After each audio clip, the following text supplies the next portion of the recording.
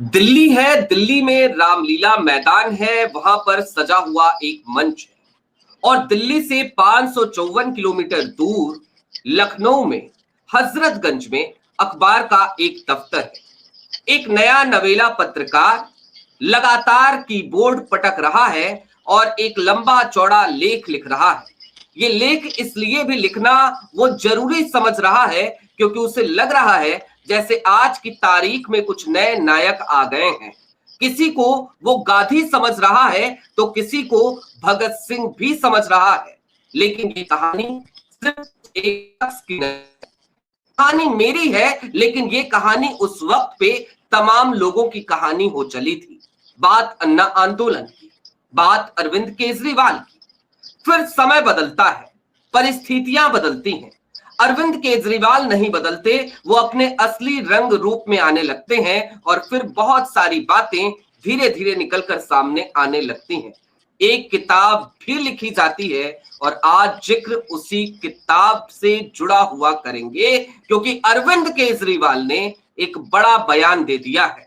उन्होंने अपनी इच्छाएं बता दी हैं, मानो वो ये कह रहे हो कि हमें तो गांधी परिवार जेल में चाहिए, सलाखों के पीछे चाहिए। और गांधी परिवार जेल इसलिए नहीं जा रहा क्योंकि वो कॉम्प्रोमाइज राजनीति कर रहा है भारतीय जनता पार्टी के साथ। अब ऐसे में हमने दावत दी एक ऐसे शख्स को जिन्होंने एक किताब लिखी तो फिर नौकरी से भी हाथ धोना पड़ा। किताब छपी, खुद छपवाई तो उसके बाद भी काफी अड़चने आई। लेकिन हां, वो शपथ थी कि बेबाकी जिंदा रहनी चाहिए, जिंदा जमीरी के साथ हमें जीना है। और लिहाजा आज हमने दावत दी वरिष्ठ पत्रकार राहुल गांधी किताब के लेखक दयाशंकर मिश्र जी को। जोड़ लीजिए जरा। बहुत बहुत स्वागत है सर आपका। नमस्कार नमस्कार स्वप्न जी। अरविंद केजरीवाल, जब हम आपकी किताब के पन्ने पलटते हैं सर, तो अरविंद केजरीवाल और अन्ना आंदोलन ये पहले ही पार्ट से शुरू हो जाती है इनकी कहानी। अब अरविंद केजरीवाल ने हालिया दिनों में जो फिर से बयान दिया, इस बयान को लेकर अगर हम उनके उस पुराने इतिहास को खंगालें और देखें तो क्या अरविंद केजरीवाल को यह कहने का कहीं से कहीं तक नैतिक अधिकार बचता है कि वो ये कहें राहुल गांधी को कि राहुल गांधी कॉम्प्रोमाइज है, या फिर कि अरविंद केजरीवाल की पूरी राजनीति ही आरएसएस और भारतीय जनता पार्टी के इशारे पर चलती रही? सबसे पहले तो मैं आपके माध्यम से सभी दर्शकों का अभिवादन करूंगा। आपको धन्यवाद देना चाहूंगा कि आप एक ऐसे विषय पर जिस पर पूरे भारत में बहुत कम लोग बात करते हैं। ध्यान दीजिएगा जो मैं कह रहा हूं, पूरे भारत में बहुत कम लोग बात करते हैं। ऐसे आलोचक भी जो नरेंद्र मोदी की आलोचना बहुत स्पष्ट शब्दों में करते हैं। यह एक विडंबना है कि अरविंद केजरीवाल को देखने का उनका नजरिया उतना व्यापक नहीं है। ऐसा किस वजह से है मैं नहीं कह सकता, लेकिन अरविंद केजरीवाल और आरएसएस में एक गहरा रिश्ता है। अरविंद केजरीवाल और बीजेपी एक साथ हैं, मतलब एक साथ हैं। जब हम बात कर रहे हैं तो वो साथ हैं। और हम सब जानते हैं कि किस तरह से देश में मीडिया का इस्तेमाल उस लड़ाई के लिए किया गया जो लड़ाई दो राजनीतिक दलों या असहमत दलों के बीच में होती है। लोकतंत्र में अलग अलग पार्टियां हैं, अलग अलग तरीके से लोग अपनी बात रखते हैं, सत्ता में आने के लिए प्रयास करते हैं, योजनाएं बनाते हैं, रणनीतियां बनाते हैं, लेकिन छल नहीं करते। जब छल, दुष्प्रचार और साजिशें शुरू हो जाती हैं तो लोकतंत्र पर कुहासे छा जाते हैं। आखिर लोकतंत्र में और तानाशाही में फर्क क्या है?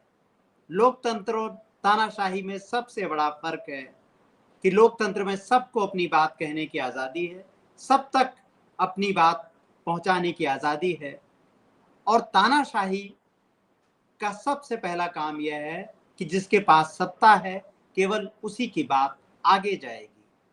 हम बात शुरू करते हैं 2009 से। दूसरी बार यूपीए की सरकार बनती है, एक ऐसी सरकार जिसकी बहुत लोग आशा तो कर रहे थे, लेकिन बाहर से जो मीडिया जो दिखा रहा था या जिस तरीके की बातें हो रही थी, जिस तरह से दुष्प्रचार चल रहा था, जिस तरह से कैंपेन चलाए जा रहे थे, तो ऐसे में उन सभी लोगों को जो उम्मीद लगाए बैठे थे कि वापसी उनकी हो जाएगी, वह सब निराश हो जाते हैं। और उनकी निराशा देश की राजनीति को लोकतंत्र से दूसरी तरफ मोड़ने का काम करती है। एक ऐसी राजनीति दिल्ली में, दिल्ली से कहीं दूर आकार लेनी शुरू करती है। बल्कि आप कहिए कि दिल्ली से दूर नागपुर में आकार लेना शुरू करती है, जहां पर उन लोगों को सामने लाया जाता है जिनकी राजनीतिक पहचान नहीं है। तो अब एक नई लड़ाई की शुरुआत 2009 से पटकथा लिखी जाती है, जिसमें ऐसे लोगों को सामने रखा जाएगा जिनकी पहचान समाज में काम करने की है। तो इसके लिए एक ऐसा संगठन आता है जिस पर गांधी जी की हत्या के बाद देशव्यापी प्रतिबंध लगाया गया था। देशव्यापी प्रतिबंध आरएसएस पर उन्हीं सरदार पटेल ने लगाया था, जिन सरदार पटेल की गुजरात में भारत में सबसे ऊंची प्रतिमा है, और उन्हीं सरदार पटेल ने आरएसएस पर प्रतिबंध लगाया था, जिनका इस बार भारत सरकार के जो विज्ञापन जारी किए गए हैं, आपने देखा होगा आजादी की सालगिरह के मौके पर, तो उनका जिक्र नहीं है। वह सरदार पटेल कहां चले गए, जिनकी राजनीति की बार बार चर्चा बीजेपी करती है और अक्सर ही आरोप लगाती है कि सरदार पटेल की विरासत को आगे नहीं लाया जा रहा है, उनको उतना महत्व नहीं दिया जा रहा है। लेकिन क्या हुआ? सरदार पटेल की प्रतिमा लगाने से क्या उनकी विरासत आगे बढ़ेगी? प्रतिमा ठीक है, और प्रतिमा का सबने स्वागत किया जब प्रतिमा लगी, क्योंकि उनका भारत की आजादी की लड़ाई में योगदान है। भारत माता के सबसे लाडले संतानों में से सरदार पटेल हैं। लेकिन सरदार पटेल का चित्र कैसे, अगर आप दर्शकों को दिखा पाएंगे कि कैसे उस विज्ञापन से गायब हो गया, और उसमें किसका चित्र आ गया? उसमें गांधी जी के ऊपर सावरकर का चित्र आ जाता है। तो कैसी घटनाएं जो घट रही हैं, उनकी शुरुआत असल में कैसे 2009 में हो रही थी, हम इस पर अभी धीरे धीरे आगे बढ़ेंगे। इसलिए मैंने इस बात को जोड़ा कि अब इस सरकार को सरदार पटेल भटकने लगे हैं। दर्शक इस बात को नोट करें कि अब यह सरकार सरदार पटेल से सावरकर के रास्ते पर जा रही है। वही सावरकर जिन पर गांधी जी की हत्या का आरोप था और आरोपियों में से एक थे।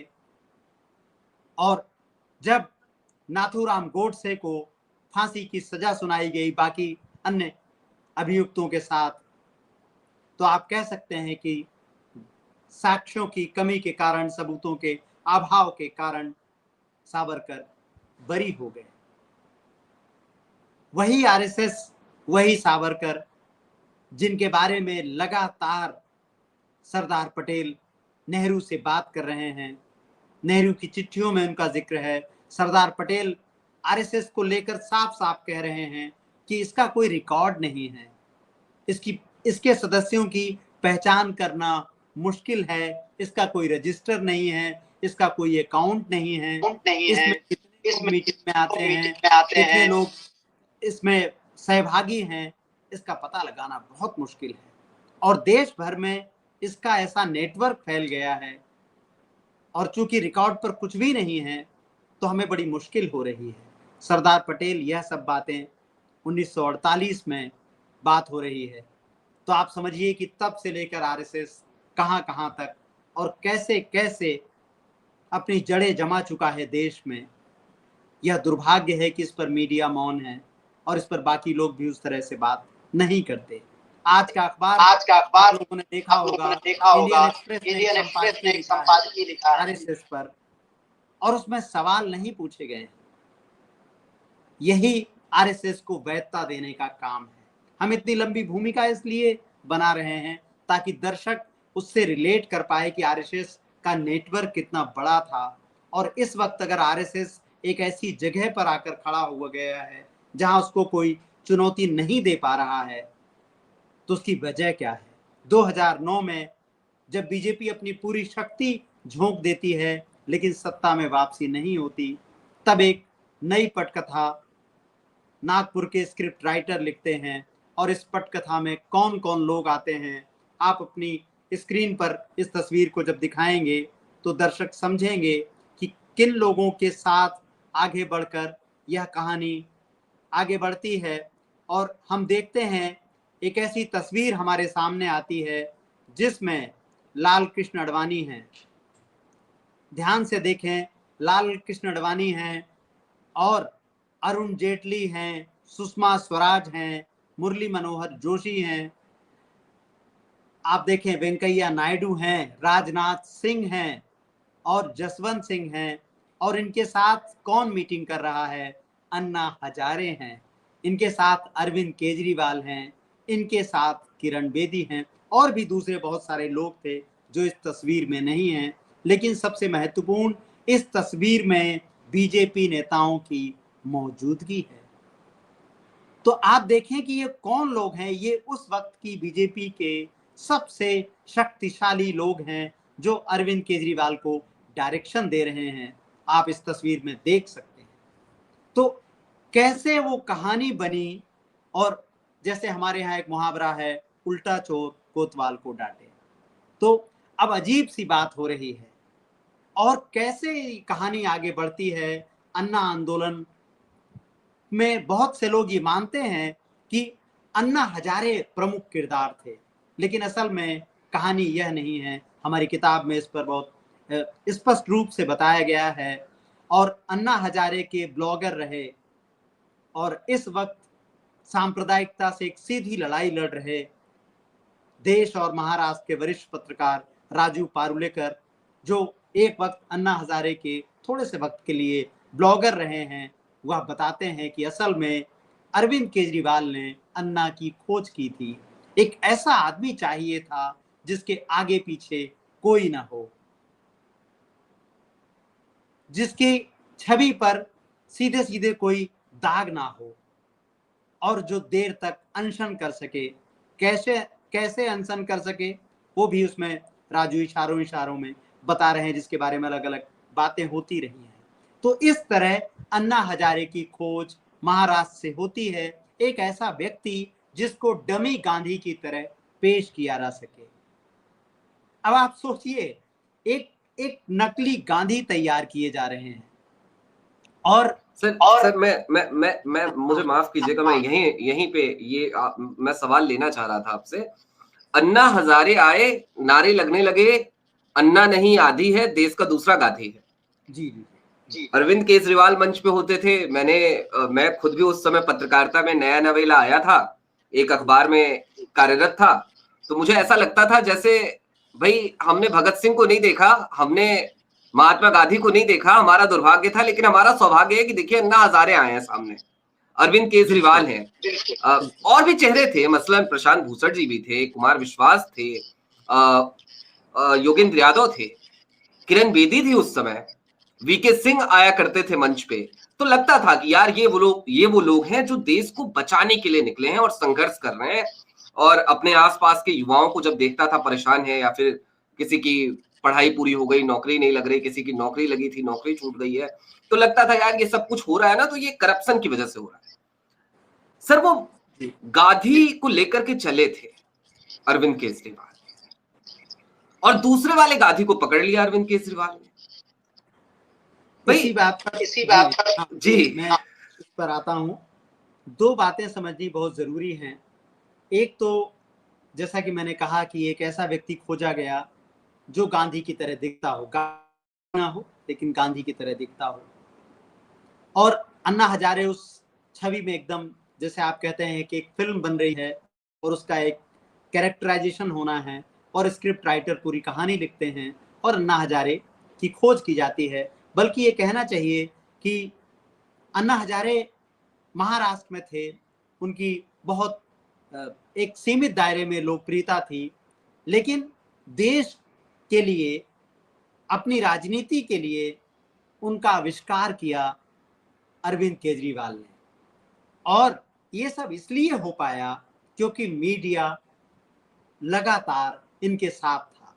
अब ये बात बहुत सामान्य तौर पर लोग कहते हैं कि मीडिया साथ था, ये बात ऐसे नहीं है।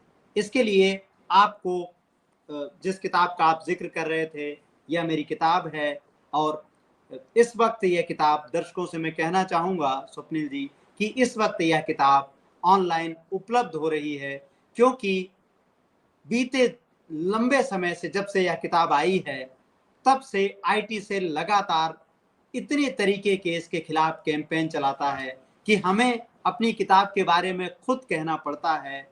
और आप देखें कि कितनी पीड़ा की बात होगी कि एक लेखक लिखे कि यह किताब नहीं खरीद सकते आप, अमेजन पर इसके क्लोन बन गए थे। हमने एक लंबी लड़ाई लड़ी है और इस वक्त यह किताब ऑनलाइन उपलब्ध है।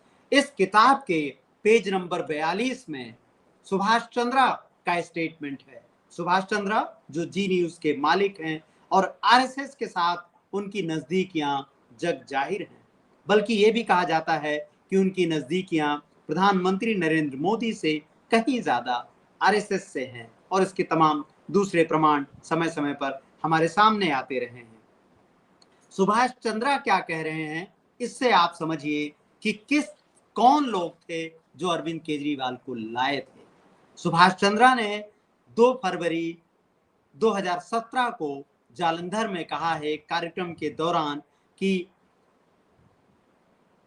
अरविंद केजरीवाल, अन्ना हजारे, सोली सोराबजी, आमिर खान, हम सब लोग एक साथ में थे, नंबर 1। नंबर 2 वो कह रहे हैं कि अन्ना, सोली सोराबजी, आमिर खान और ऐसे 12 लोग थे जो केजरीवाल को सपोर्ट कर रहे थे। सुभाष चंद्रा कह रहे हैं हमने 2004 से 2014 तक केजरीवाल की निरंतर मदद की है। आप ध्यान दीजिए कि सुभाष चंद्रा यही नहीं रुक रहे हैं। सुभाष चंद्रा कह रहे हैं मनीष सिसोदिया जी न्यूज में रिपोर्टर थे और उनको भरोसा नहीं था कि उनका ये राजनीतिक काम चलेगा, तो वो फुल एंड फाइनल, मतलब जब आप कंपनी छोड़ते हैं तो वहां से जो आपका हिसाब किताब है वो 2013 में लिया था उन्होंने। और सुभाष चंद्रा बता रहे हैं कि हमने इनकी हर तरह से मदद की, हमने इनकी पैसे से भरपूर मदद की।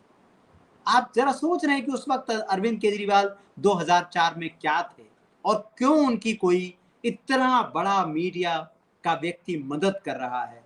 यही नहीं, ध्यान से सुनिएगा, सुभाष चंद्रा कह रहे हैं आम आदमी पार्टी के गठन में 2 ट्रस्टी थे।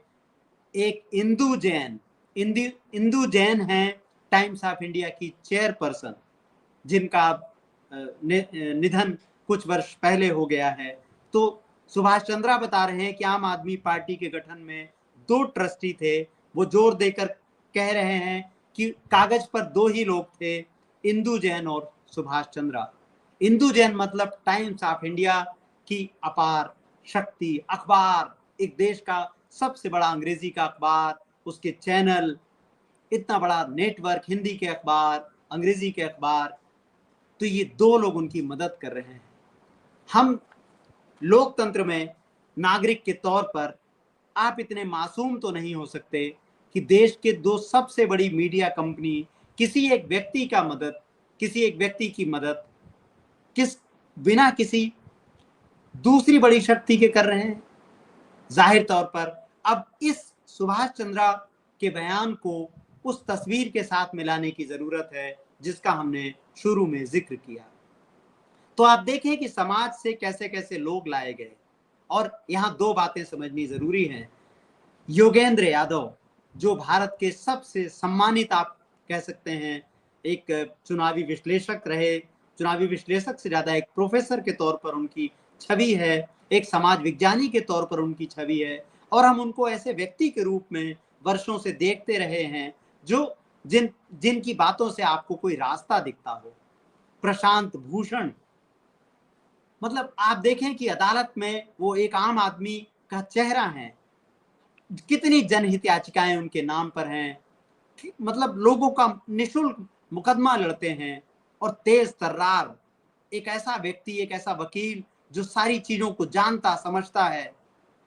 ये दो लोग, और साथ में प्रोफेसर आनंद कुमार जैसे लोग भी थे, लेकिन खास तौर पर योगेंद्र यादव और प्रशांत भूषण, जिनसे हम उम्मीद करते हैं कि खतरों को देख रहे होंगे, दिशा दिखा रहे होंगे, यह लोग भी अरविंद केजरीवाल के कारवां का हिस्सा थे, उनके साथ थे। तो आप समझिए, जिस नौजवान की आपने स्वप्ने शुरू में बात की, कैसे लोग झांसे में ना आए। लोग अरविंद केजरीवाल की वजह से झांसे में नहीं आए, लोग झांसे में आए थे योगेंद्र यादव, प्रशांत भूषण, प्रोफेसर आनंद कुमार जैसे दूसरे तमाम लोगों से।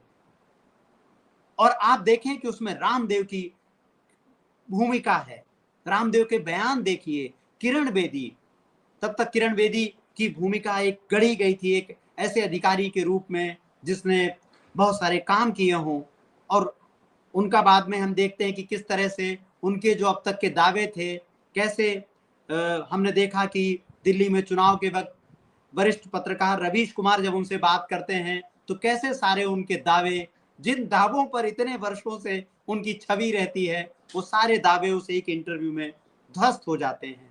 लेकिन इन सब के साथ मिलकर एक ऐसा चक्रव्यूह बनाया गया। यहाँ एक बात और जरूरी है कि प्रशांत भूषण ने 16 सितंबर 2020 को इंडिया टुडे के लिए राजदीप सरदेसाई को दिए इंटरव्यू में कहा था कि उनको जीवन भर इस बात का अफसोस रहेगा कि वह देख नहीं पाए कि किस तरह से अरविंद केजरीवाल, अन्ना हजारे को बीजेपी और आरएसएस का समर्थन था। ये बात प्रशांत भूषण ने कही है, दर्शकों को याद रखना चाहिए। आगे बढ़े, योगेंद्र यादव 15 फरवरी 2023 को एक इंटरव्यू में कहते हैं, बहुत साफ साफ कहते हैं कि आम आदमी पार्टी का संस्थापक होना उनके लिए शर्म की बात है। अब आप समझिए कि वो लोग जिनके कंधों पर बैठकर, जिनकी लोकप्रियता से ज्यादा विश्वसनीयता के सहारे अरविंद केजरीवाल आए थे, कैसे उनके बारे में बात कर रहे हैं। और योगेंद्र यादव ने जो कुछ कहा वह बेहद महत्वपूर्ण है। उन्होंने कहा था, देश में दो तरह की पार्टियां हैं, एक पार्टी जो पेट्रोल की बोतल लेकर चलती है, और एक दूसरी पार्टी जिसके हाथ में पानी की बाल्टी है। योगेंद्र यादव कहते हैं एक तीसरी पार्टी भी है जिसके एक हाथ में पेट्रोल की बोतल है और दूसरे में पानी की बाल्टी है, और वह पार्टी सबसे खतरनाक है। आप समझ सकते हैं कि वो किस पार्टी की बात कर रहे हैं। तो आप समझें, इस यहां से अरविंद केजरीवाल की राजनीति को समझना चाहिए। मैं बहुत साफ साफ ये कहता हूं कि अरविंद केजरीवाल कांग्रेस को हराने के लिए, बदनाम करने के लिए, बीजेपी को सत्ता में लाने के लिए बीजेपी के कॉन्ट्रैक्ट पर आए थे, और अभी भी बीजेपी के कॉन्ट्रैक्ट पर है। तो सवाल ये उठता है कि जब बीजेपी के कॉन्ट्रैक्ट पर तो बीजेपी की आलोचना क्यों करते हैं, बीजेपी की बुराई क्यों करते हैं। आप देखें कि वह एक अल्टरनेटिव अपोजिशन का काम कर रहे हैं, मतलब नंबर 1 पर बीजेपी और नंबर 2 पर केजरीवाल। इसी तरीके का मानस बनाया गया। आपको याद होगा कि किस तरह से 2014 का जो लोकसभा चुनाव हुआ था वाराणसी से, तो उस चुनाव को लड़ने केजरीवाल बनारस जाते हैं, वह एक आखिरी एक तरह से एक एक आखिरी लड़ाई थी जहां वो एक सामने के तौर पर अरविंद केजरीवाल मोदी के सामने खड़े होते हैं। उस वक्त बहुत से लोग इस बात को नहीं समझ पाए कि वो एक चक्रव्यूह था जिसमें पूरी की पूरी लड़ाई से सबको बाहर कर दिया गया, सारी विपक्षी पार्टियों को बाहर कर दिया गया और एक नैरेटिव बनाया गया टेलीविजन के माध्यम से, अखबारों के माध्यम से कि देश में अब दो ही नेता हैं, मोदी और केजरीवाल। तो पूरी लड़ाई इस तरह से बनाई गई कि मोदी को चुनौती देने वाले कौन हैं, चैलेंजर कौन है, केजरीवाल। और आप देखते हैं कि किस तरह से मोदी बनारस का चुनाव 5,81,000 वोट उनको मिलते हैं, इससे थोड़े ज्यादा वोट उनको मिलते हैं। केजरीवाल कैसे नंबर 2 पर रहते हैं। और एक शुरुआत थी जिसके बाद देश भर में दो तरीके की तानाशाही आई। पहली तानाशाही मोदी लेकर आए और दूसरी तानाशाही दिल्ली में केजरीवाल लेकर आए। और आप देखें कि कैसे ये तमाम लोग जो उनके साथ जुड़े थे एक के बाद एक बाहर होने शुरू हो जाते हैं। उनके साथ दो तरह के लोग हैं स्वप्निल जी। उनके साथ कुमार विश्वास भी हैं जो सीधे तौर पर आरएसएस और बीजेपी के लिए काम करते हैं। हम उनके रोज के बयानों से देख सकते हैं, समझ सकते हैं। और सब के सब कैसे लाभार्थी बने। कुमार विश्वास हैं, किरण बेदी हैं, रामदेव हैं। और रामदेव के साथ इस देश के मीडिया ने बाबा लगाकर उनका काम आसान कर दिया। देश का पहला उद्योगपति जिसको उद्योगपति नहीं कहा जाता, जिसको बाबा कहा जाता है। इस देश में अर्थव्यवस्था की हालत यह है कि सारे जो व्यापारी थे अब बाबा होने को लग रहा है कि उनके पास कोई रास्ता नहीं है। और जो सबसे बड़ा व्यापारी है उसको बाबा कहकर भारत में सम्मान दिया जाता है। तो ये हिंदुत्व की राजनीति के वो प्रतीक थे, वो शक्तियां थी जिनके सहारे तानाशाही की बुनियाद खड़ी की गई। और बहुत से लोग ये सवाल पूछते हैं कि उस वक्त तो यूपीए की सरकार थी, कांग्रेस और कह ले के सहयोगी संगठनों की सरकार थी, तब मीडिया क्या कर रहा था। यही महत्वपूर्ण बात है। दोनों अपने कार्यकाल में यूपीए ने मीडिया पर कोई शिकंजा नहीं कसा। उस वक्त कितनी किताबें न्यूज रूम में लोग मोदी पर लिख रहे थे, बीजेपी पर लिख रहे थे, लेकिन आप बताएं कि क्या कोई ऐसा पत्रकार आपको मिला जिसने विपक्ष पर किताब लिखी हो और उसको कह दिया गया हो कि पहले आप या तो इस्तीफा दीजिए या फिर किताब लिखिए। मतलब उसको सीधे एकदम बिना किसी लाग लपेट के कह देते हैं कि पहले इस्तीफा फिर किताब। तो पहले इस्तीफा फिर किताब यह कभी यूपीए के 10 साल में नहीं रहा। इसीलिए मीडिया को आजादी थी, लेकिन यह अलग बात है कि मीडिया ने उस आजादी का इस्तेमाल हम जानते हैं एक दुष्प्रचार को रचने में किया। और आप साफ तौर पर सुभाष चंद्रा के स्टेटमेंट देख सकते हैं। और इस स्टेटमेंट की रोशनी में, हमारी किताब की रोशनी में आप देख सकते हैं कि किस तरह से पूरा मीडिया जैसे अरविंद केजरीवाल के लिए बिछा हुआ था। एक और बात कहनी यहाँ पर मुझे जरूरी लगती है और वो ये कि अरविंद केजरीवाल जब दिल्ली की सत्ता में थे तो उन्होंने ठीक वैसे ही मीडिया को नियंत्रित किया था जैसे देश भर में बीजेपी कर रही थी। आपको याद होगा बहुत से पत्रकार हैं जिन्होंने सोशल मीडिया पर केजरीवाल के खिलाफ लिखा और उनको इस्तीफा देना पड़ा, या केजरीवाल ने सामने आकर उनके बारे में इस तरह की बातें कही जो हम एक मुख्यमंत्री से जिसकी अपेक्षा नहीं करते हैं। और केवल मेरी किताब की बात नहीं है, कैरावैन मैगजीन ने अपने मीडिया में अपने जो उनकी कैरावैन मैगजीन के जो विशेषांक हैं उनमें बहुत विस्तार से इस बात पर आया कि कैसे यह पूरा का पूरा जो अन्ना आंदोलन था इसको आरएसएस और बीजेपी का समर्थन हासिल था। वरिष्ठ पत्रकार भाषा सिंह की किताब है शाहीन बाग। शाहीन बाग में भाषा लिखती हैं कि कितने बड़े पैमाने पर बसें लगाई गई, कितने बड़े पैमाने पर आधे आधे दिन की छुट्टियां कर दी गई। तमाम छोटी छोटी जो कंपनियां थी, छोटे छोटे जो उद्योग धंधे थे, उन सबको ऐसा कहने के लिए कौन, उनको ऐसा करने के लिए कौन कह रहा था। तो आप समझ सकते हैं कि कैसे एक नैरेटिव था, कैसे एक कॉर्पोरेट को एक मैसेज था। और यह सारा सब कुछ पर्दे के पीछे से दिल्ली और नागपुर के साथ गुजरात से रचा जा रहा था। इस बात को समझना जरूरी है कि मीडिया पर अपनी पकड़ मजबूत करने का काम बीजेपी दिल्ली से नहीं बल्कि गुजरात से कर रही थी। और आप देखें कि कैसे यह सब नियंत्रित होता जाता है और 2014 में देश की सबसे बड़ी मीडिया कंपनी राघव बहल से निकलकर देश के सबसे बड़े उद्योगपति के पास पहुंच जाती है। और एनडीटीवी की पर तो बाद में कब्जा किया गया, लेकिन देश की सबसे बड़ी मीडिया कंपनी अखबारों में देश के सबसे बड़े उद्योगपति की हिस्सेदारी शुरू हो जाती है। अखबार क्या लिखेंगे, अखबार टेलीविजन क्या दिखाएंगे, यह सब कोई अहमदाबाद में बैठकर तय कर रहा था। तो बहुत साफ है कि विशुद्ध रूप से आम आदमी पार्टी बीजेपी की एक बी टीम है। और देश में जितनी इस बारे में स्पष्टता आएगी उतनी ज्यादा जनता इस बात को समझ पाएगी। आप देखें कि आम आदमी पार्टी ने अब तक बीजेपी को कहीं नुकसान नहीं दिया है। आम आदमी पार्टी ने बीजेपी को हर जगह फायदा दिया है।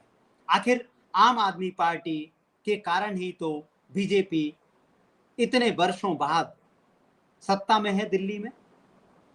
शीला दीक्षित को दिल्ली की सत्ता से हटाना जब बिल्कुल असंभव लगा इनको और देश में दोबारा वापसी सत्ता में होने के लिए छटपटाहट थी कि कैसे वापस आ पाएंगे।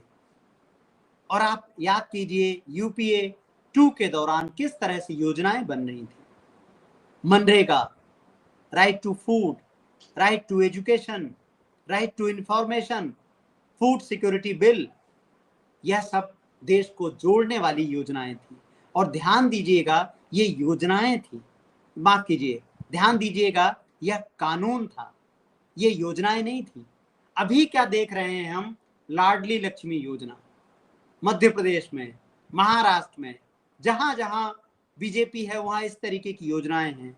ये योजनाएं जब चाहें तब आप रोक देते हैं, जिस दिन चाहें उस दिन रोक देते हैं, क्योंकि ये कानून नहीं है, यह आपका अधिकार नहीं है, यह केवल एक चुनावी टूल है। अरविंद केजरीवाल ने भी इसी तरह की राजनीति दिल्ली में की। इसलिए अरविंद केजरीवाल की राजनीति को जानना समझना बहुत जरूरी है। स्पष्ट रूप से अरविंद केजरीवाल बीजेपी के लिए एक सहयोगी की भूमिका में है। आप देखें कि पूरा विपक्ष इस वक्त बिहार में एकजुट है। स्टालिन आ रहे हैं, आप देखें कि अखिलेश यादव वहां पहुंच रहे हैं, तेजस्वी यादव लगातार राहुल गांधी के साथ एसआईआर पर बात कर रहे हैं। तो जब एक विपक्षी एकता एक साथ है तो कैसे अरविंद केजरीवाल अचानक से नेशनल हेराल्ड की बात करते हैं। ऐसा लगता है कि अरविंद केजरीवाल को अगर ये पता है कि इतना ओपन एंड शट केस है जैसा कि उन्होंने कहा, तो उनकी भाषा सुनकर ऐसा लगता है कि अब नरेंद्र मोदी ईडी का डायरेक्टर केजरीवाल को ही बना दें और केजरीवाल ही सब कुछ फैसला कर ले। एक ऐसा व्यक्ति जब जेल में था, अरविंद केजरीवाल जब जेल में थे, तो आप देखें उनकी पत्नी के साथ उस वक्त जो सारे कार्यक्रम हो रहे थे उसमें कैसे विपक्ष मौजूद था, कैसे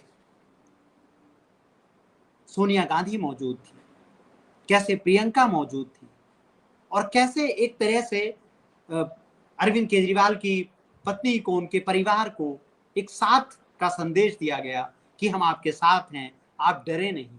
उनकी रैलियों में पहुंच रहे थे, उनके समर्थन में थे। यह सब आरएसएस में दीक्षित एक व्यक्ति ही कर सकता है। आपने देखा कैसे मोहन भागवत के अगस्त में 2 बयान आते हैं। पहला बयान वो देते हैं और कहते हैं कि 75 वर्ष का होने पर रिटायर हो जाना चाहिए, मैं भी रिटायर हो जाऊंगा, और वो संकेत देते हैं कि प्रधानमंत्री को भी रिटायर हो जाना चाहिए। लेकिन हम देखते हैं कि किस तरह से एक ही महीने में एक ही व्यक्ति एक ही बात पर पलट जाता है और वो साफ साफ कहते हैं कि ना तो मैं रिटायर हो रहा हूं, ना किसी और को रिटायर होने की जरूरत है। आरएसएस का मूल काम ही भ्रम पैदा करना है। देश के पहले प्रधानमंत्री जवाहरलाल नेहरू ने बहुत साफ साफ कहा था कि आरएसएस हमेशा भ्रम पैदा करता है। अगर आरएसएस किसी एक दिशा में जाने की बात करता है तो उसे उस एक दिशा को छोड़कर बाकी 3 दिशाओं में खोजना चाहिए। तो आरएसएस का लगातार एक ही काम है, जो वो कहे उसका आचरण बिल्कुल उल्टा। जब देश अमेरिका से जूझ रहा है, जब देश चीन से जूझ रहा है, जब देश की आप देख रहे हैं कि किस तरीके से एक संकट खड़ा हो गया है 50% टैरिफ थोपे जाने के बाद, तो आप देखें कि ऐसे वक्त में आरएसएस प्रमुख मोहन भागवत कह रहे हैं कि हमें काशी और मथुरा में प्रदर्शन करने से हम रोकेंगे नहीं। भ्रम पैदा करना, भरमाना। मैं अक्सर कहता हूं स्वप्निल जी कि आरएसएस आत्मा है, बीजेपी शरीर है।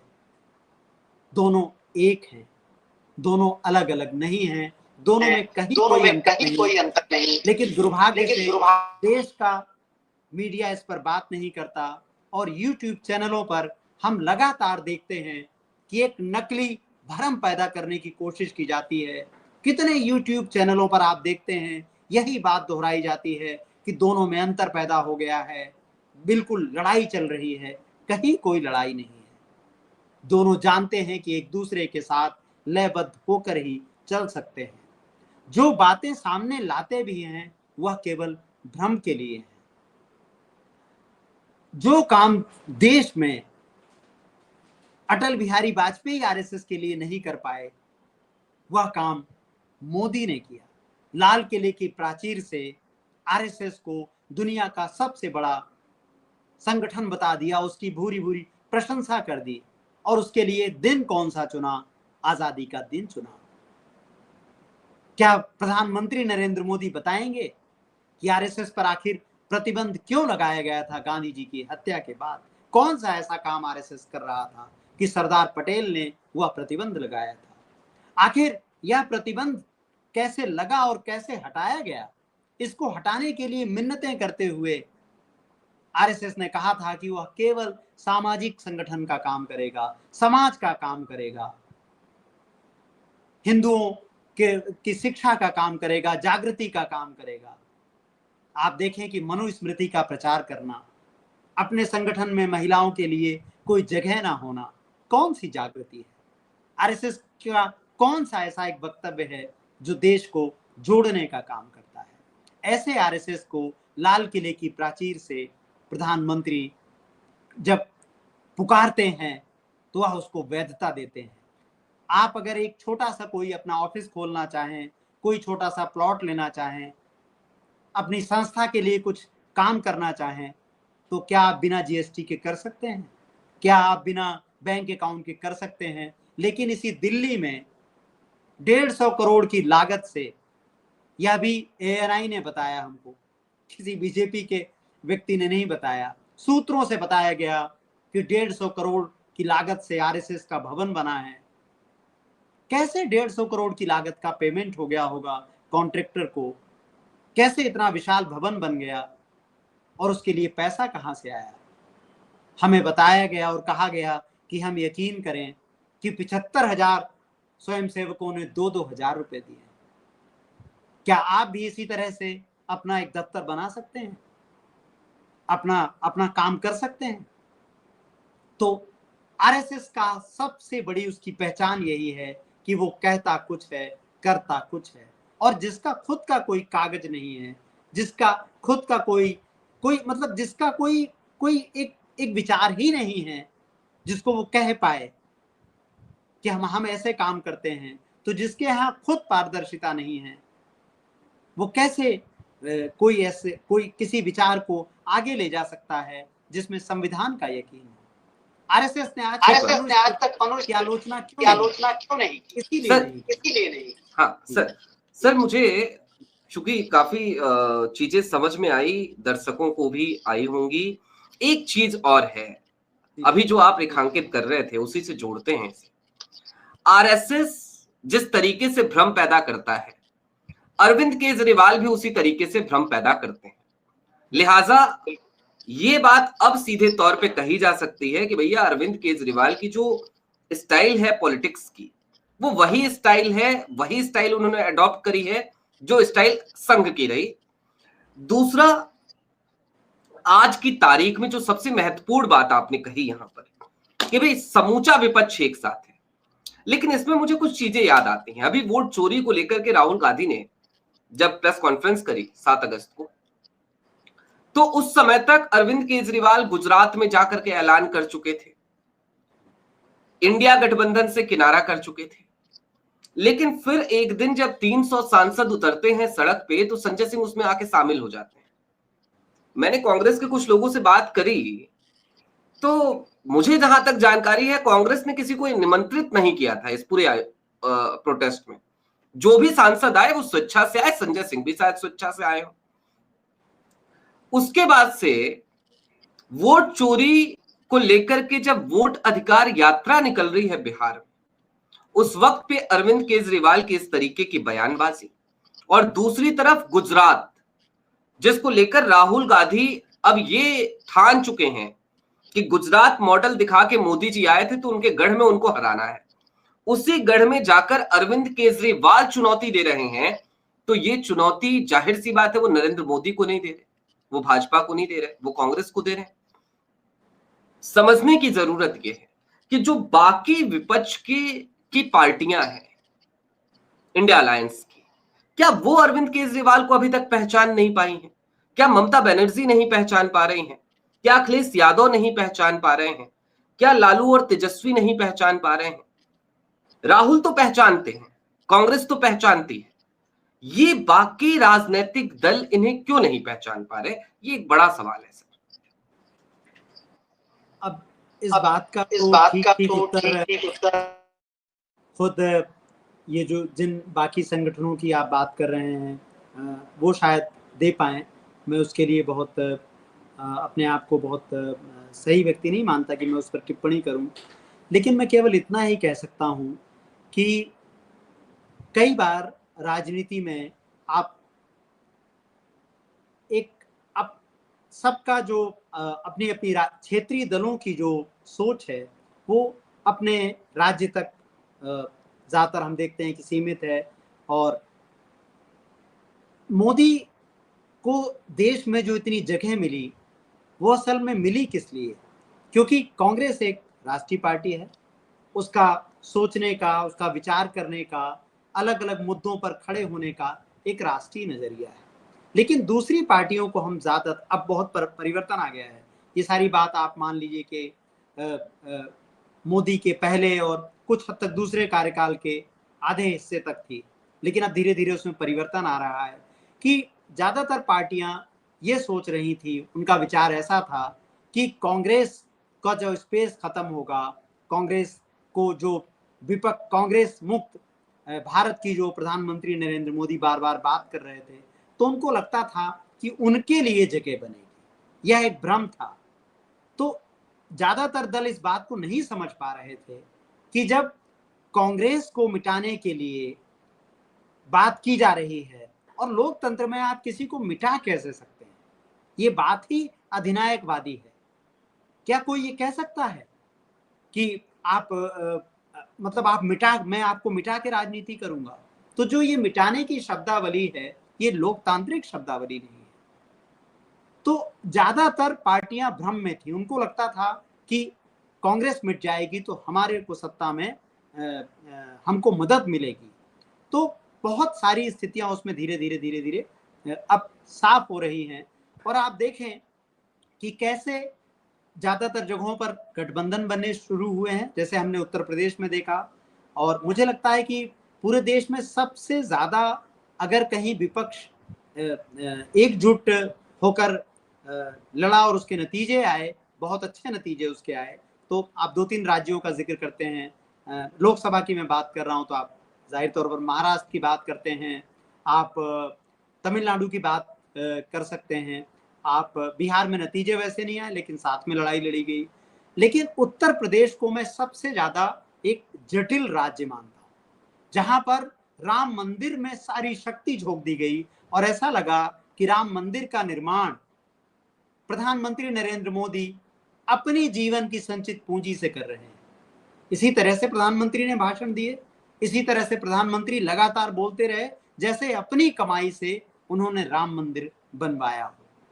इसके बावजूद अगर उत्तर प्रदेश में नकारा गया बीजेपी को, जहां पर प्रधानमंत्री नरेंद्र मोदी खुद एक समय उसी वाराणसी से जिसका हम जिक्र कर रहे थे कि 2014 में वह भारी मतों से जीतते हैं, किस तरह से पीछे हो जाते हैं, उस उत्तर प्रदेश में जिस तरह से अखिलेश यादव और राहुल गांधी एक साथ मिलकर लड़े हैं, तो अब स्थितियां बदल रही हैं। छुटपुट बयान, कहीं कहीं समर्थन आना एक एक एक छोटे समय के लिए हो सकता है, लेकिन इस वक्त ऐसा लगता है कि देश की ज्यादातर विपक्षी पार्टियां इस बात को समझ चुकी हैं कि असल में यह कांग्रेस मुक्त विपक्ष की बात नहीं हो रही है, कांग्रेस मुक्त भारत की बात नहीं हो रही है, असल में यह विपक्षी पार्टियों को हटाने की बात हो रही है। और आप देखें कि जिस तरह से अरविंद केजरीवाल ने यह बयान दिया है, तो ऐसा लगता है कि बीजेपी को कुछ सूझ नहीं रहा था कि कैसे अब अचानक से कहां पर नेशनल हेराल्ड का मामला ले आए। आप बताइए, नेशनल हेराल्ड की कहां पर चर्चा हो रही थी? तो जैसे बीजेपी ने जैसे अरविंद केजरीवाल को आगे किया है ताकि वो ये मैसेज दे पाए कि विपक्षी एकता में दरार पड़ी है, लेकिन मैं ये मानकर चलता हूं और बहुत स्पष्ट दर्शकों से कहना चाहता हूं कि विपक्ष में आम आदमी पार्टी नहीं है, वह पहले ही इंडिया गठबंधन से बाहर हो चुकी है। और अगर आप बहुत ध्यान से देखें तो आम आदमी पार्टी में संजय सिंह हैं, जो एक तरह से जब सेकुलरिज्म पर बोलते हैं तो स्पष्टता के साथ बोलते हैं। उनके उनकी उनकी उनके भाषणों में, उनके बाहर होने वाले व्याख्यान कह लीजिए या भाषण कह लीजिए, उन सब में एक स्वर है, एक समावेशी भारत है। लेकिन क्या अरविंद केजरीवाल के बारे में आप ये बात कह सकते हैं? तो आम आदमी पार्टी में एक अलग तरह के आपको स्टैंड आपको केवल और केवल संजय सिंह का दिखता है कि जब वो बोलते हैं तो सेकुलरिज्म पर कैसे बोलते हैं। हमने संसद में उनके कई भाषण देखे हैं जो मैं कहूं कि शानदार भाषणों में हैं। जब मोदी की राजनीति का खुलासा करने के जो अच्छे भाषण हुए हैं उसमें संजय सिंह हैं।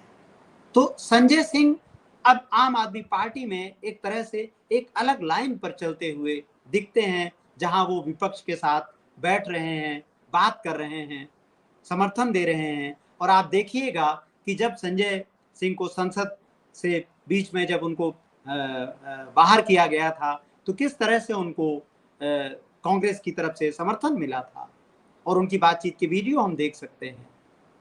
तो जैसा आपने कहा भी कि जब संजय सिंह उसमें शामिल होते हैं तो कैसे शामिल होते हैं, क्या न्योता दिया गया था या एक मोर्चा बन गया अचानक से? तो संजय सिंह एक अलग लाइन पर आम आदमी पार्टी में हमें दिखते हैं, लेकिन दुर्भाग्य से बहुत साफ दिख रहा है कि अरविंद केजरीवाल अब किसके लिए काम कर रहे हैं, उनकी राजनीति का लक्ष्य क्या है। आने वाले समय में हम गुजरात चुनावों में उन्हें बीजेपी को फायदा पहुंचाते हुए देख सकते हैं। कुछ लेखों में तो यहाँ तक बात आ रही है कि अरविंद केजरीवाल केरल चुनाव लड़ने जा सकते हैं, कुछ जगह पर ऐसा दावा किया जा रहा है। तो जाहिर तौर पर ये सब वही जगह हैं जहां विपक्ष को मजबूत होना है, और अरविंद केजरीवाल ऐसा करते हुए नजर नहीं आ रहे हैं। अरविंद केजरीवाल स्पष्ट रूप से बीजेपी के लिए एक बी टीम की भूमिका निभा रहे हैं। इसके एक दो बातें कह के शायद हमारा समय हो रहा हो, तो मैं एक दो बातें इसमें और जोड़ना चाहूंगा, जिसको मैं कहता हूं कि आपके पास एक सैंपल टेस्टिंग है। कोई भी देश में ऐसा व्यक्ति जो मनुस्मृति का समर्थक है वो संविधान का समर्थक नहीं हो सकता। आज तक आरएसएस के खिलाफ, आरएसएस की आलोचना में अरविंद केजरीवाल ने एक शब्द नहीं कहा है। अगर यह वीडियो उन तक पहुंचे, उनके समर्थकों तक पहुंचे, तो उन्हें पूछना चाहिए कि आखिर आरएसएस का समर्थन वो क्यों करते हैं। आपको याद होगा कुछ समय पहले उन्होंने आरएसएस प्रमुख को एक चिट्ठी लिखी थी, चिट्ठी लिखकर बीजेपी से शिकायत की थी। आप चिट्ठी किसको लिखते हैं? इसी साल लिखे थे, इवन 1 जनवरी 2025 की तारीख। हाँ, 25 की तारीख में। तो आप चिट्ठी किसको लिखते हैं? आप चिट्ठी उसी को लिखते हैं जब आप बात करते हैं कि आपके परिवार का कोई हिस्सा है कि जो झगड़ा, आपके दो भाइयों में झगड़ा है, तो आप चिट्ठी लिखते हैं, उसकी शिकायत करते हैं।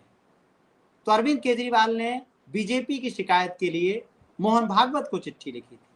तो आप समझ सकते हैं कि वो ग्रुप, समूह क्या है, वो परिवार क्या है। दूसरा, 3 लोग हैं देश में जो मनुस्मृति की कभी आलोचना नहीं करते। नंबर 1 मोहन भागवत, नंबर 2 प्रधानमंत्री नरेंद्र मोदी, और नंबर 3 अरविंद केजरीवाल। तो आप देखें, स्पष्ट है अरविंद केजरीवाल ने क्या संविधान के लिए वही बातें कही जिसका अलख अखिलेश यादव जगा रहे हैं, राहुल गांधी जगा रहे हैं, स्टालिन जगा रहे हैं, दूसरे लोग जगा रहे हैं कि संविधान पर किस तरह से हमले हो रहे हैं। तो अरविंद केजरीवाल की राजनीति आरएसएस की दिखाई हुई राजनीति है। शाहीन बाग में आपको याद है जब अरविंद जब उस वक्त मुख्यमंत्री थे तो उन्होंने कहा था कि हमारी राजनीति नहीं है।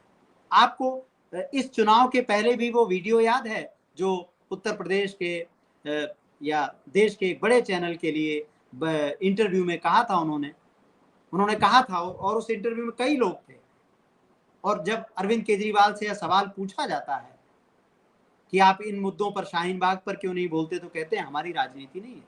तो आपकी राजनीति क्या है? अगर चुने हुए नागरिकों पर अत्याचार हो रहा है और आपकी राजनीति नहीं है। यही अरविंद केजरीवाल थे जो जम्मू कश्मीर में वहां की आवाम के खिलाफ लिए जा रहे निर्णयों पर आप देखें कि अपना समर्थन दे रहे थे मोदी को।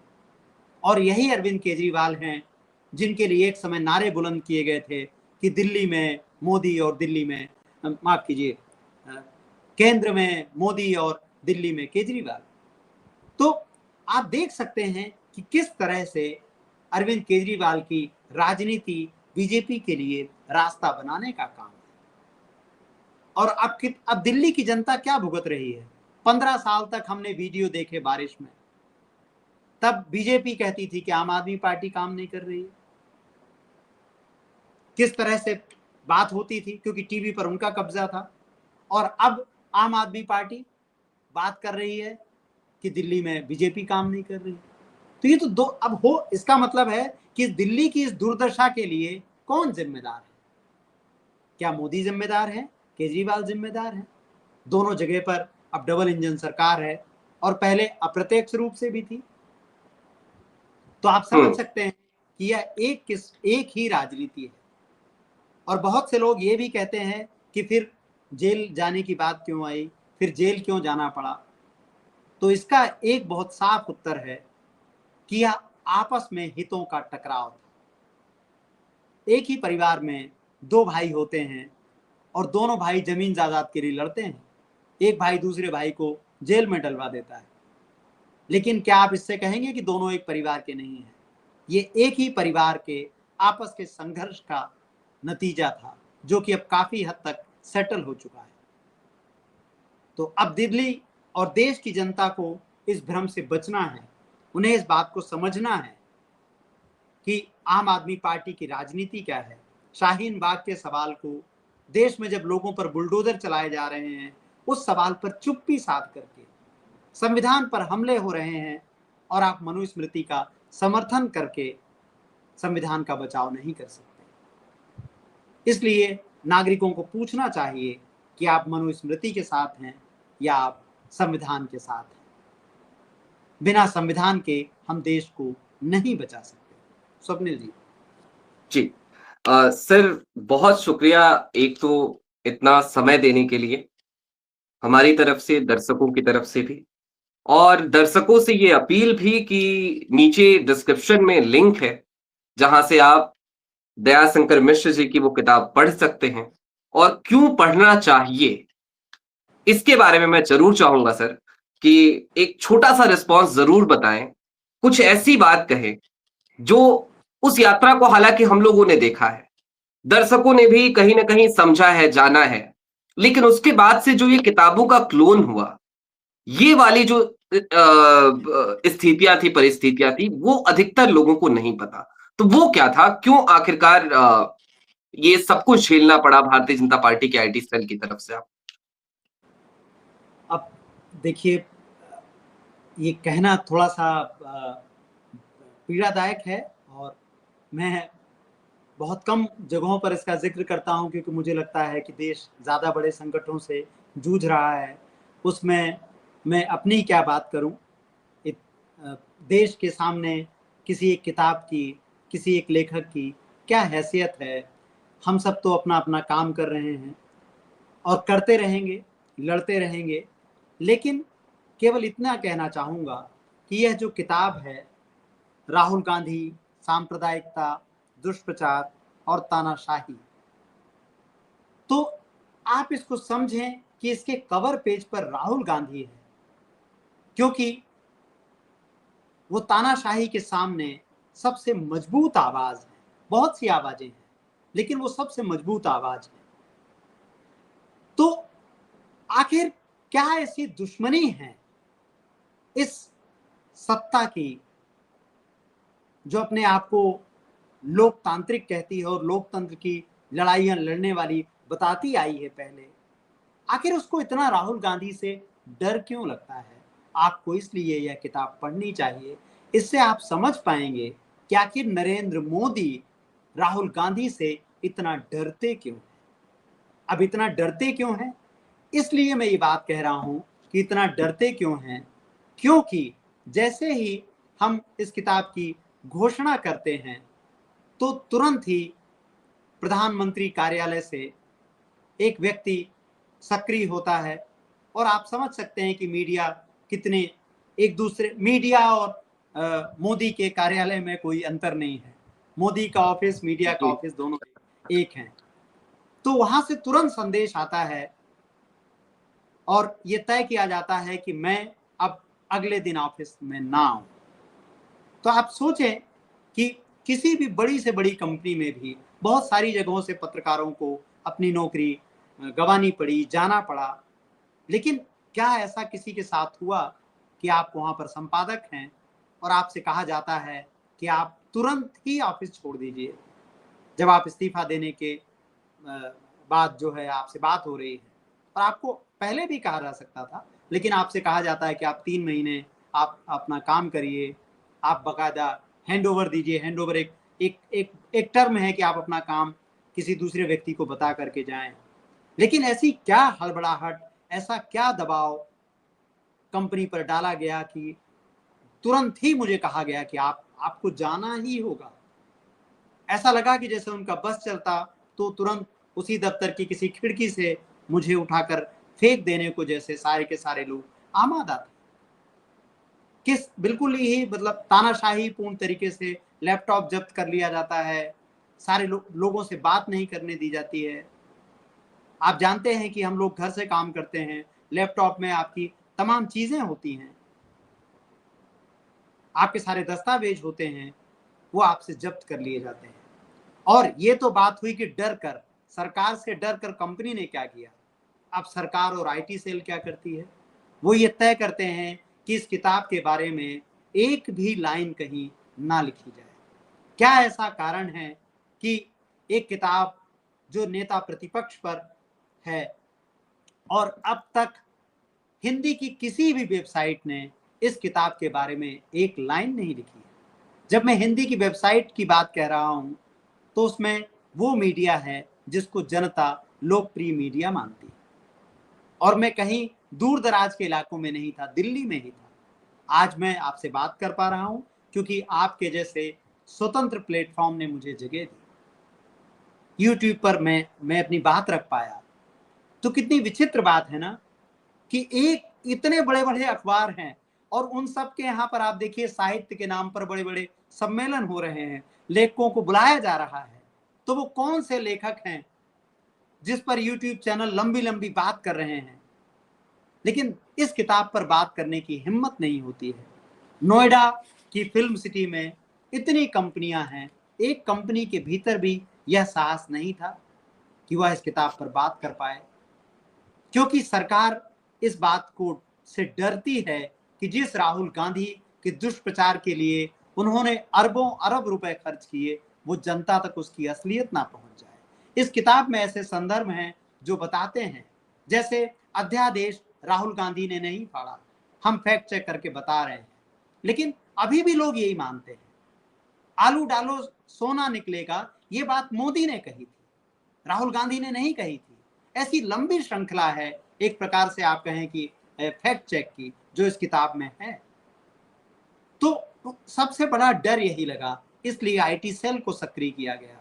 और आईटी सेल आता है, जैसे ही हम किताब की घोषणा करते हैं, लोग एकदम समझिए हिंदी की दुनिया में स्वप्निल जी इतनी मोटी किताब 750 पेज की किताब के लिए लोग जिस तरह का प्रेम दिखाते हैं, वो एक अद्भुत, मतलब हिंदी की दुनिया के लिए एक नए रास्ते खोलने जैसा है। तमाम लोग प्रकाशक और सबको हम देखते हैं कहते हुए कितनी मोटी किताब कौन पढ़ेगा। मुझे ही सब लोग कह रहे थे कि आपने क्यों लिखी, इसको कौन पढ़ेगा, आपको इसको। और आप जानते हैं इसको प्रकाशक नहीं मिला। कई बड़े बड़े नामी जी गिरामी प्रकाशकों ने ये किताब रखी, लेकिन लौटा दी। और जब प्रकाशक किताब लौटा दें, जब सब छापने से इनकार कर दें, तब लेखक को लगता है कि उसका काम अब आना चाहिए। उसकी कीमत भले ही कितनी भी चुकानी पड़े, मुझे चुकानी पड़ी, मैं चुका रहा हूं, और इस पूरी यात्रा में मैं अकेला हूं।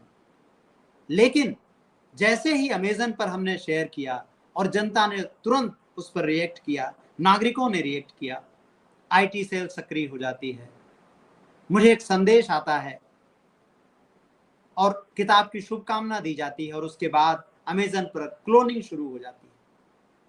और ये क्लोनिंग का मतलब है कि आप अगर उस पर क्लिक करेंगे किताब के ऑर्डर के लिए, तो वो आपको बताएगा कि किताब की कीमत 5,000 है। अब लोग मुझे को गालियां दे रहे हैं कि आप तो लालची व्यक्ति हैं, आपकी किताब की कीमत 5,000 लिखी। आप सोचिए किताब की कीमत 5,000 कैसे होगी? कहीं 5,000, कहीं 9,000, कहीं 1,200, और इतने लिंक फैल जाते हैं कि मतलब लोग परेशान हो जाते हैं। कई जगह लोगों के पैसे फंस जाते हैं। तो आप सोचिए कि एक हिंदुस्तान में कैसा लोकतंत्र है कि मैं खुद लिखता हूं ट्विटर पर कि आप मेरी किताब अमेज़न से मत खरीदिए। इससे अधिक निराशा की स्थिति क्या हो सकती है? फिर लोग मुझसे व्यक्तिगत किताब मंगाना शुरू करते हैं। आप जैसे पत्रकार ये बात कहते हैं, मैं लोगों से कहता हूं कि मुझसे किताब ले लें। हम एक अपना नंबर जारी करते हैं, और उसके बाद हमारा बैंक खाता बंद हो जाता है, लोग पैसे नहीं भेज पा रहे हैं। अब एक लेखक अमेज़न से लड़ेगा, वो बैंक के कार्यालय जाकर बैठेगा, हम आरबीआई को चिट्ठियां लिखते हैं, फिर हमारा खाता कुछ देर के लिए शुरू होता है, फिर बंद हो जाता है, फिर हमसे बैंक कहता है कि आप दूसरा खाता खोलिए, फिर हम दूसरा खाता खोलते हैं, दूसरा खाता भी बंद हो जाता है, और हम इसी तरह इन्हीं सबके पीछे दौड़ते रहते हैं। तो देश में लोकतंत्र की ये स्थिति है। अब एक लंबी लड़ाई के बाद फिलहाल मुझे नहीं पता, सच में नहीं पता कि किताब कितने दिन तक अमेज़न पर लोगों को मिलती रहेगी, लेकिन एक छोटी सी अपील करता हूं कि जब तक अमेज़न पर है, तो जो लिंक स्वप्निल जी आपको दिखा रहे हैं, अगर आप पढ़ना चाहें, अगर आप समझना चाहें कि देश में 11 वर्षों में हुआ क्या है, किस तरह से आपकी चेतना का हरण किया गया है, किस तरह से संवैधानिक संस्थाओं का विनाश किया गया है, किस तरह से लोकतंत्र पर बुलडोजर चलाया गया है, 20 करोड़ से ज्यादा मुसलमान नागरिकों को हमने, अपने ही नागरिकों को हर दिन नफरत, उन पर नफरत उड़ेलने के काम में बाकी लोगों को लगा दिया है। तो ये कितना खतरनाक है, इसलिए यह किताब पढ़नी चाहिए। अगर आप यकीन करते हैं कि आपको लोकतंत्र चाहिए, संविधान चाहिए, तो आपको यह किताब पढ़नी ही चाहिए। आपको समझना चाहिए कि कैसे सत्ता मीडिया के साथ मिलकर दुष्प्रचार से आपके दिमाग में एक ऐसा गोबर भर देता है जिसके बाद कोई सवाल ही नहीं आते, और उस गोबर से केवल नफरत की खेती होती है। पूरे देश में हेट स्पीच इस वक्त न्यू नॉर्मल है। पूरे देश में मॉब लिंचिंग इस वक्त न्यू नॉर्मल है।